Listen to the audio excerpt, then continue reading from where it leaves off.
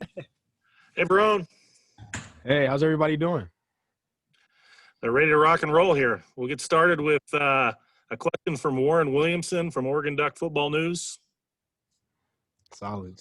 Verone, good to see you again. Glad you're back. I was curious, this defense has changed quite a bit considering the losses and the opt-outs. What is the biggest strength, not just of the secondary, but of this defense as a whole as you begin into fall camp here? I would say that just being able to talk to each other, having that camaraderie off the field would probably be our biggest thing. With a lot going on, we had to keep in contact with each other just through FaceTime and Zoom and texting each other, making sure everybody's good. So I think having that chemistry off the field is going to help us a lot on the field. Next question from Max Torres of Scoop Duck. Hey there, Verone. Coming back this year, you guys were one of the top defenses in the country last year. As we've mentioned with the opt-outs, could be a bit of a different look this year. What kind of a defense in an ideal world are you guys looking to be this year, would you say? I would say we're picking up to be better than the defense from last year. We fly around, we have fun, we make plays, we communicate, and we're just ready to have fun. We got another opportunity to play football, so we're all looking forward to it. Next question from A.J. Jacobson of Rivals.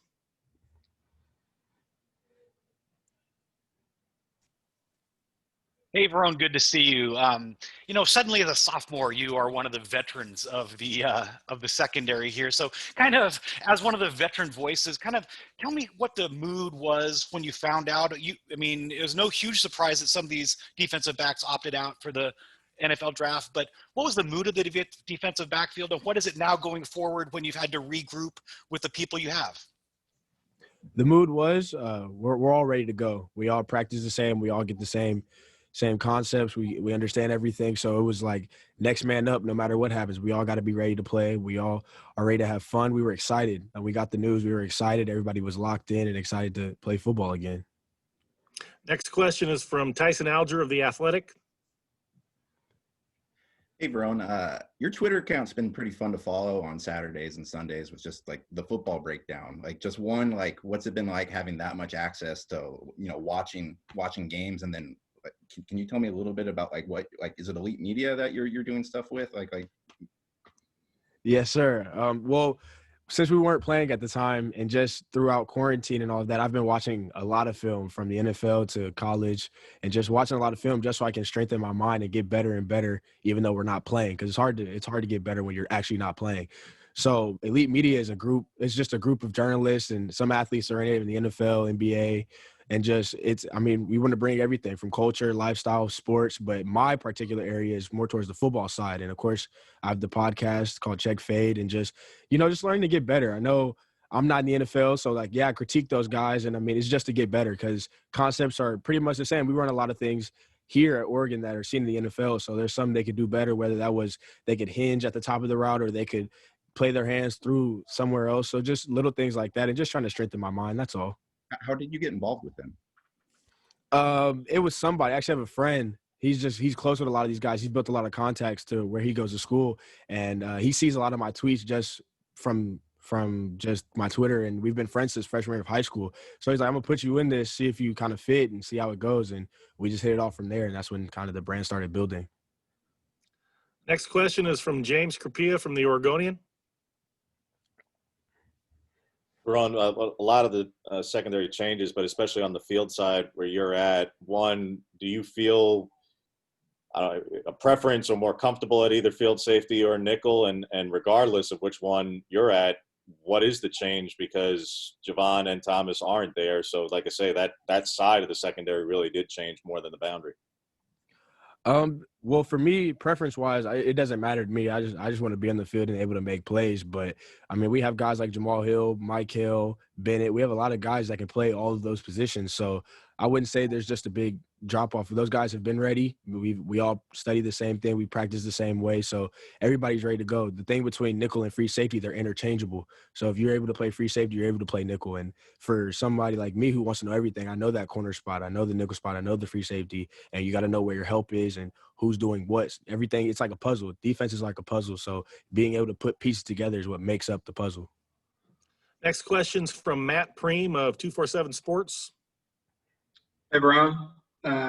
Your freshman year, you played in the nickel, and then you made the switch just before Auburn last year, and you said it yourself, all the other positions, you're maybe one of the most versatile guys in the secondary.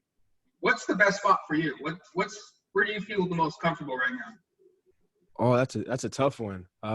I like the nickel a lot just because you get to cover so much and you get to blitz and everything. But I also like free safety because I feel more like a quarterback. I feel like I get to quarterback the defense more. I get to talk to the boundary side. I get to talk to the D line. I talk to the linebackers. So it gives me more freedom to be vocal. I like to really be vocal and make sure everybody's on the same page because for this defense, the sky isn't even the limit. It's more than that. And as long as we're on the same page, it's hard for us to be beat, I feel like.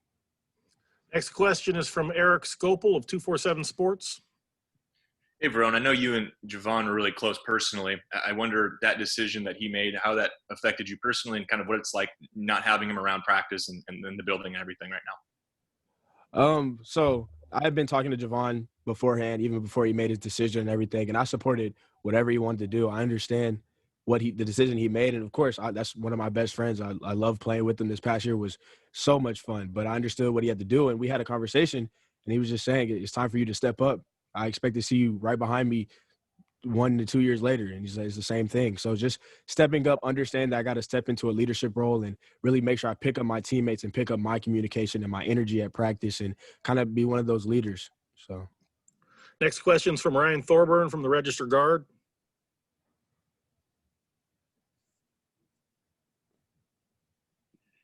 Verone, can you kind of describe what your range of emotions has been over the last 4 or 5 months from, losing the Ohio State game, having an abbreviated season, having that postponed? I mean, did you ever lose hope that you guys would be on the field in 2020? I mean, it was tough. I understood kind of what they were looking for and the issues and making sure everybody was safe. So I was just waiting to see whenever it was safe to play football, whatever that decision was going to be, I was going to accept it and kind of move forward. Luckily for me, I mean, I felt I was always ready to go. Always. I was always checking on my teammates, making sure they stayed locked in as well, and just making sure that we stay on our P's and Q's. We make sure we're still watching a little bit of film, making sure we're still keeping our minds fresh for whenever that time comes. But, I mean, I was ready to go whenever. It was just whenever we got the call, I was just excited. It was like, it's time to play ball. Next question is from Julian Minnesson from KZI.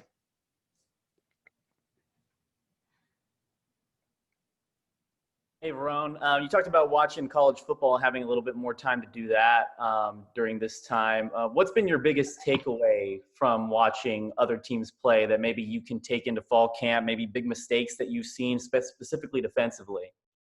I mean, everybody's scheme is a little different, and just kind of with that time off, you can tell people have had time off. So something we've emphasized a lot around here is just making sure that we're doing our fundamentals. We have the fundamentals down packed, so that should not be an issue. And just taking care of the little things, the little details within the defense, whether that's a drop, whether that's your hand needs to be here to get off of a block or something like that, making sure we take care of those little details. Because for the most part, everybody understands the scheme. We understand the big picture, but it's the little things that make sure that every little teeny-tiny thing is fixed. So next question, Tyson Alger from The Athletic.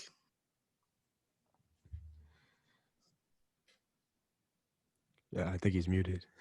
What do we not understand about how hard it is for what Dawood Davis has done in his career, going back and forth, back and forth, back and forth? Being able to flip your mind to go from offense to defense and then just going forwards at one point and going backwards at one point. But I mean, Dawood's done a great job. I'm close with him off the field, and he's just focused, and he wants to keep getting better on whatever side. It's a guy that's selfless. He's just truly selfless because he has to sometimes play offense, sometimes he has to play defense, but he does whatever to make the team better. So I commend him. Final question today is from James Capia at The Oregonian. Ron, understandably, all our questions so far have been about football, but I know you were one of the players who was certainly outspoken during this offseason a lot with the social justice and things on campus, things going on in the world. You were part of the We Are United movement. I mean, basically the whole Pac-12 was. What is your feeling of things? Obviously, you were always appreciative of what was going on at Oregon. There was no complaints about the program or the protocols that were in place before or now. But are you for lack of a better word, satisfied or whatever, and your peers within the We Are United movement as to where things stand at this point? For me, when the We Are United stuff came out, I was just supporting my brothers who wanted to make a change and make a difference. With everything with the social injustice and everything like that, I mean, it's never truly going to be solved, and it's always going to be. We're always going to have to keep working on it. It's something that's going to have to be worked on every single day. But I mean, I understood. I know it's good to have those conversations and continue to educate yourself. I also think just with the COVID protocols, I mean, we all want to play football. We just want to do it safely. So we now have the testing, we have everything that we need in order to play safely. So, I mean, we've done a great job. I commend the Pac-12. Here at Oregon specifically, we've had great protocol. We haven't had really any issues. So just making sure that we social distance, wear our mask, wash our hands, and just take care of the protocols, and everything's good. Great. Thank you, Verone. Appreciate it. Thank you. Appreciate it.